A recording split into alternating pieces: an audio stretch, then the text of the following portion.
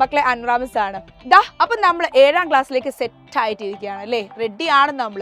നമുക്കറിയാം 6ാം ക്ലാസ്സിൽ നമ്മൾ വന്ന സമയത്ത് നമ്മളെ സംബന്ധിച്ച് ഏറ്റവും വലിയൊരു ഭീഷണി അല്ലെങ്കിൽ നമ്മളെ സംബന്ധിച്ച് ഏറ്റവും വലിയൊരു ടെൻഷൻ എന്തായിരുന്നു, പുതിയ പാഠപുസ്തകമായിരുന്നു എന്നുള്ളത് അല്ലേ. പക്ഷെ ആ സമയത്ത് നമ്മൾ എന്ത് ചെയ്തു, നമ്മൾ അടിപൊളിയായിട്ട് അതിനെ ഫേസ് ചെയ്തു. എങ്ങനെയാണ് നമ്മൾ ഫേസ് ചെയ്തത്?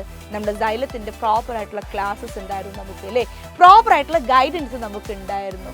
അതേപോലെ തന്നെ എന്തുകൊണ്ട് നമുക്ക് നമ്മുടെ അവഞ്ചേഴ്സ് ബാച്ച് അല്ലെങ്കിൽ നമ്മുടെ 7ാം ക്ലാസ്സും അടിപൊളിയാക്കിക്കൂടാ? യെസ്, പറഞ്ഞു വരുന്നത് അവഞ്ചേഴ്സ് ബാച്ചിനെ കുറിച്ചാണ്.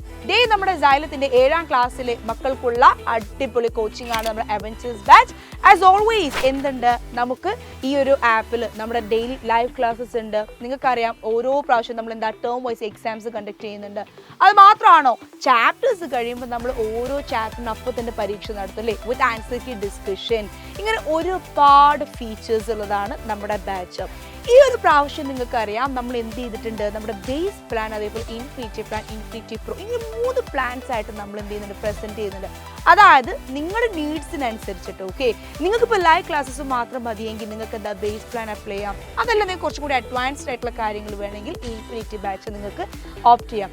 അതല്ല നിങ്ങൾക്ക് ഡെയിലി ലൈവ് ക്ലാസ്സസ്, എക്സാംസ്, കാര്യങ്ങൾ, മെറ്റീരിയൽസ്, അതേപോലെ തന്നെ എക്സ്ട്രാ എക്സാംസ്, ഫോർ എക്സാമ്പിൾ നമ്മുടെ USS പോലെയുള്ള കോമ്പറ്റീറ്റീവ് എക്സാംസ് വരുമ്പോൾ അതിൻ്റെ കോച്ചിങ് അടക്കം അങ്ങനെ ഒരുപാട് കാര്യങ്ങൾ ഉൾക്കൊള്ളുന്നതാണെങ്കിൽ നിങ്ങൾക്ക് ഇൻഫിനിറ്റി പ്രോ ബാച്ച് എന്ത് ചെയ്യാം, സെലക്ട് ചെയ്യാം.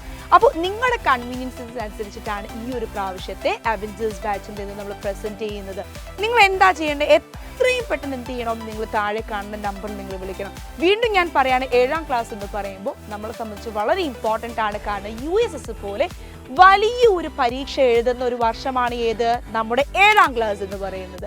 അതുകൊണ്ട് നമുക്ക് USS അടിപൊളിയായിട്ട് പഠിച്ചെഴുതണം. അതേപോലെ 7ാം ക്ലാസ് സെറ്റാക്കാൻ വെൽക്കം ടു അവഞ്ചേഴ്സ് ബാച്ച്. ഈ പറയുന്ന നമ്പറിൽ നിങ്ങൾ എന്ത് ചെയ്യുക, ഈ കാണുന്ന നമ്പറിൽ നിങ്ങൾ ഇത്രയും കോൺടാക്ട് ചെയ്യുക.